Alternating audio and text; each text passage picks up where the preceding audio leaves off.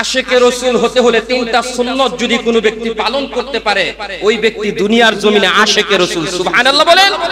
রাসূলের সব সুন্নাত তো পালন করতে হবে, কিন্তু শাফাআত পাওয়ার জন্য তিনটা সুন্নাত যদি কোনো ব্যক্তি পালন করে ফরজের পাশাপাশি, তাহলে সে আল্লাহর রাসূলের আশিকে রাসূল হয়ে যাবে। সুবহানাল্লাহ বলেন। এক নাম্বার সুন্নাত হলো, আল্লাহর রাসূল বলেন, কোন মুয়াজ্জিন যখন আযান দিল আর মুয়াজ্জিনের আযানটা কোন মুসল্লি শুনলো, শোনার সাথে সাথে আযানের জবাব যে ব্যক্তি দিবে, আমি রাসূল তার জন্য শাফাআত করা, সুপারিশ করা ওয়াজিব হয়ে যায়। সুবহানাল্লাহ বলেন। আল্লাহর রাসূলের সুপারিশ পাইতে হলে কিসের জবাব দিতে হবে? আযানের জবাব। মুয়াজ্জিন আযান দেয় কি দেয় না? মুয়াজ্জিন যে আযান দেয় আমরা শুধু শুনি, আবার অনেক সময় আযানের সময় হেডফোন কানে লাগাইয়া গানও শুনি, আছে কি নাই? অথচ উচিত হলো একজন মুমিনের জন্য আযান যখন হবে, আযানের আদব হলো সব আওয়াজগুলো বন্ধ করে দেওয়া, আযানের আওয়াজটাকে শ্রবণ করা। যেই ব্যক্তি আযান দেয়, আল্লাহর রাসূল বলেছেন হাসরের ময়দানে সব মানুষ দাঁড়াইয়া থাকবে, কিন্তু তার গাটটা সবার উপরের মধ্যে থাকবে। সুবহানাল্লাহ।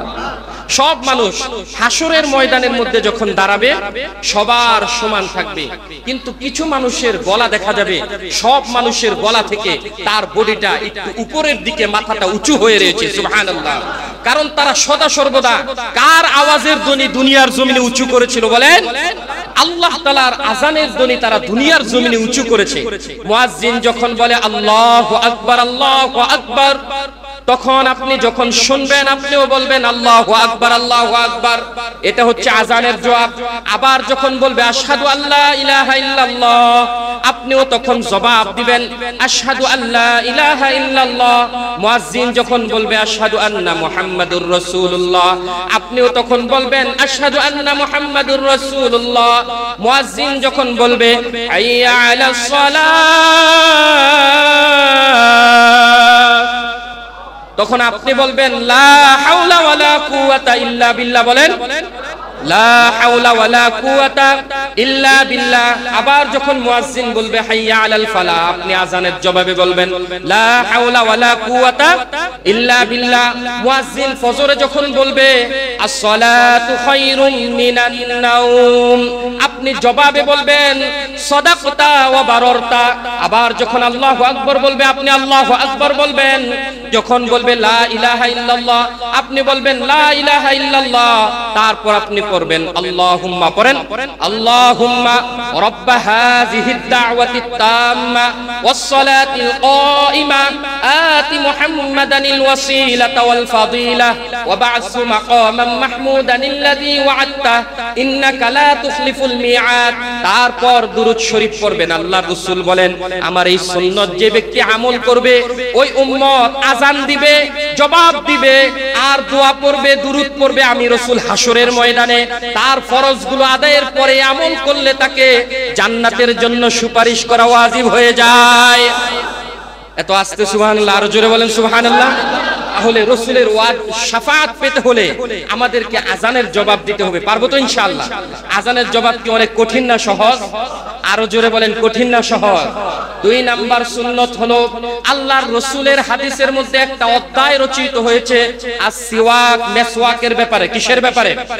আরো জোরে বলেন কিসের ব্যাপারে? মেসওয়াক চিনেন আপনারা? আজকে যদি মেসওয়াক করা হয় তাহলে আমাদের ব্যাপারে অপবাদ দেয়া হয় কি আদিকালের এক যুগের ডালপালা দিয়ে আপনি মেসওয়াক করেন। মেসওয়াকেরও আধুনিকতা আছে, সুন্দর সুন্দর মেসওয়াক বাজারে কিনতে পাওয়া যায়। এইজন্য মেসওয়াক করবেন। আল্লাহর রাসূল সাল্লাল্লাহু আলাইহি ওয়াসাল্লাম বলেন যে মেসওয়াকের সর্বনিম্ন ফজিলত হলো এতটুকু, যে ব্যক্তি সব সময় মেসওয়াক করবে মৃত্যুর পূর্বে তার কালেমা নসিব হবে। সুবহানাল্লাহ। ওই ব্যক্তির জবান দিয়ে কখনো দুর্গন্ধ বের হবে না। মেসওয়াক করলে জাহান শক্তিটাকে পরিষ্কার রাখেন কে? জিবরিল আমিন যতবার আল্লাহর রাসূলের কাছে এসেছেন ততবার বলেছেন ইয়া রাসূলুল্লাহ, ইয়া হাবিবাল্লাহ, আপনি মেসওয়াক করেন, জবানকে ক্লিয়ার রাখেন। সুবহানাল্লাহ বলেন। আল্লাহর রাসূল এত মেসওয়াক করতেন, এত মেসওয়াক করতেন, সাহাবায়ে কেরাম মনে করতেন যেন রাসূল সাল্লাল্লাহু আলাইহি সাল্লামের দাঁতগুলো ক্ষয় হয়ে যাবে, রাসূলের মাড়িগুলো যেন ছিলে যাবে, এত পরিমাণ রাসূল মেসওয়াক করতেন।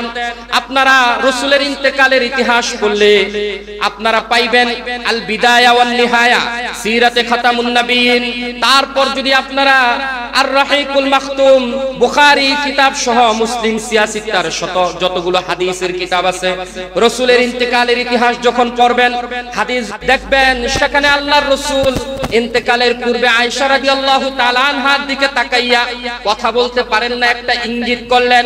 আয়েশা রাদিয়াল্লাহু তাআলা আনহা পিছনের দিকে তাকাইয়া দেখলেন একজন ব্যক্তি দাঁড়াইয়া আছে, আয়েশা রাদিয়াল্লাহু তাআলা আনহার ভাই, তার হাতে একটা ডাল। তার হাতে কি? তার হাতে একটা ডাল। আল্লাহর রাসূল ডালটার দিকে ইঙ্গিত করলেন।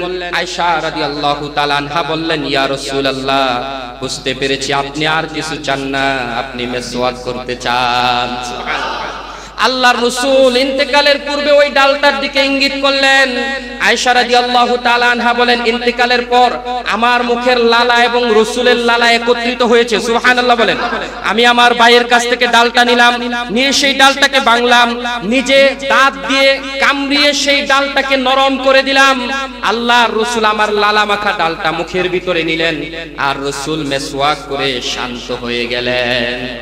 এই জন্য মিসওয়াক 5 ওয়াক্ত নামাজের আগে মিসওয়াকের ব্যাপারে ইমাম শাফি, ইমাম আহমদ ইবনে হাম্বল সব ইমামগণ একমত যে মিসওয়াক হলো আল্লাহর রাসূলের সুন্নাহ। সুবহানাল্লাহ বলেন।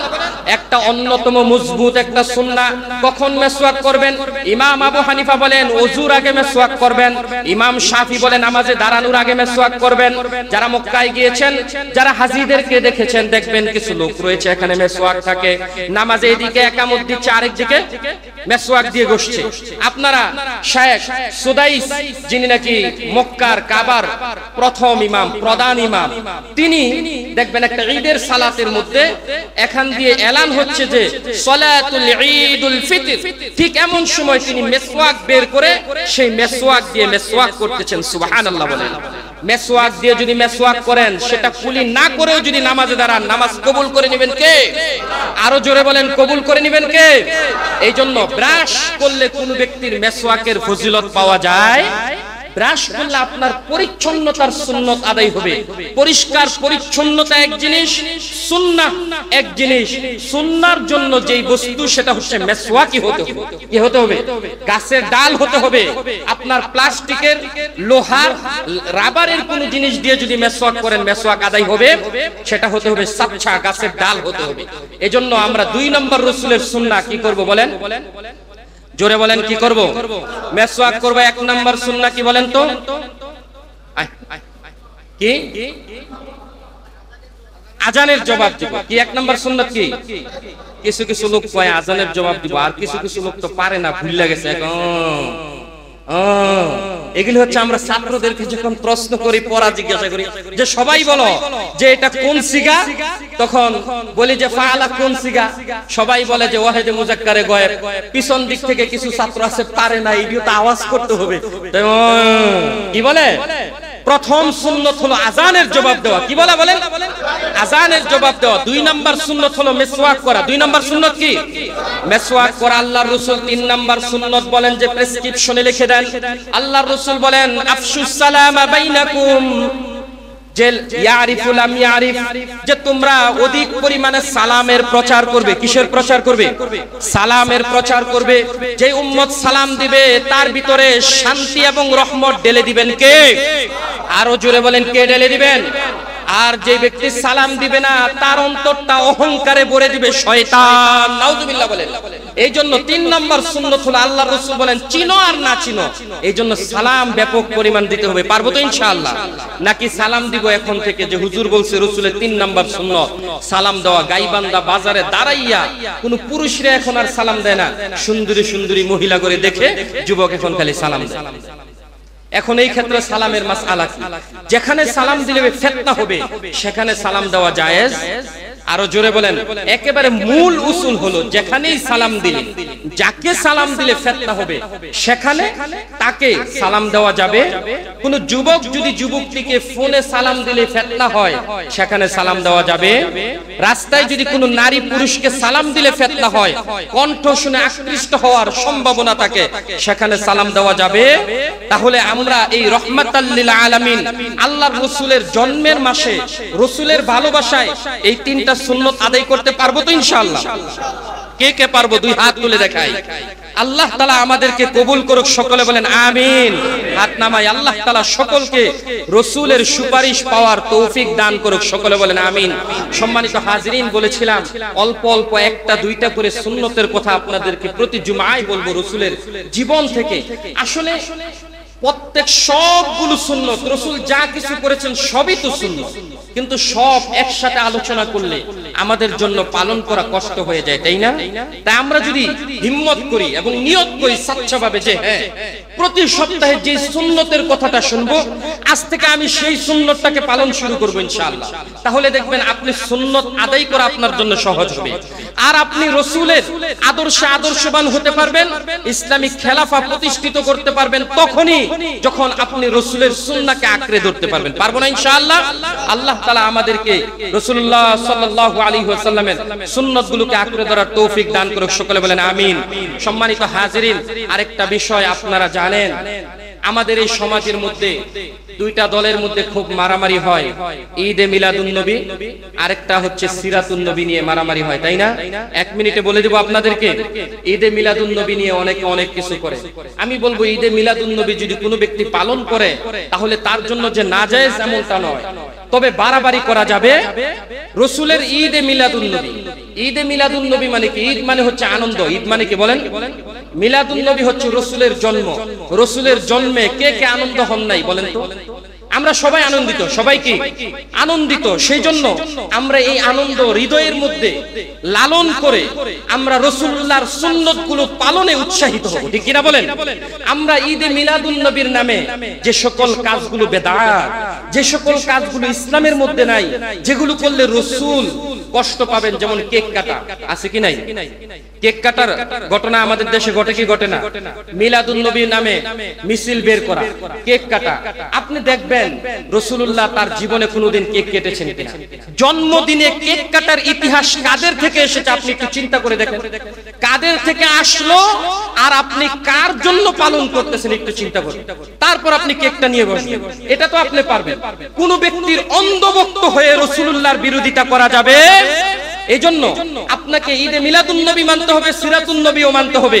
তবে ঈদে মিলাদুন নবীর জন্য আমরা সকলে আনন্দিত, আর সিরাতুন নবীর মাধ্যমে আমরা নিজেদের জীবনকে রাঙ্গাতে চাই, ঠিক কিনা বলেন? এইজন্য ঈদে মিলাদুন নবীর এইবারে আমাদের শপথ হবে, এইবারের রবিউল আউয়াল মাসে আমরা রাসূলের সুন্নতগুলোকে খুঁজে খুঁজে সেগুলো নিজেদের মধ্যে বাস্তবায়ন করব। পারবো তো ইনশাআল্লাহ? আল্লাহ তাআলা তৌফিক দান করুক।